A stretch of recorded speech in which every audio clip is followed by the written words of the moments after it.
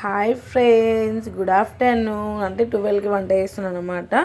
అయితే ఈరోజు అయితే నేను వంట చేసేది ఏంటంటే పాలకూర అండ్ టమాటా కర్రీ అయితే వేసిన. అయినా పాలకూర టమాటా తినొద్దు అంటారు, కానీ నేనైతే తింటా. కానీ ఎప్పుడో ఒకసారి అయితే తింటా. కానీ మంచిగా ఉంటుంది ఫ్రెండ్స్, టేస్ట్గా.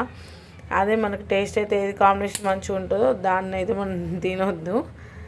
నోటికి రుచి అని చెప్పి తినద్దు ఎక్కువనైతే, కిడ్నీ ప్రాబ్లం అవుతుంది అంట టమాటాను పాలకూర తింటే.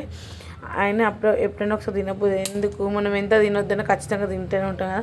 అయితే ఈరోజు ఏమైందంటే మా తోటి కోడలు కొన్ని కాకరకాయలు అయితే తీసుకుంది. అది దాన్ని వండకపోతే నాకైతే ఇచ్చింది, అనమాట. వేసుకోలేదంట, ఆ కర్రీ వేసుకోకపోతే నాకు ఇచ్చింది. ఇస్తే నేను దాన్ని మంచిగా నూనెలో వేంపి ఉప్పు కారం వేసి పట్టించి ఇప్పుడు ఆ కర్రీకి అయితే వేసుకొని తిందామని చెప్పేసి అట్లా వేసిన.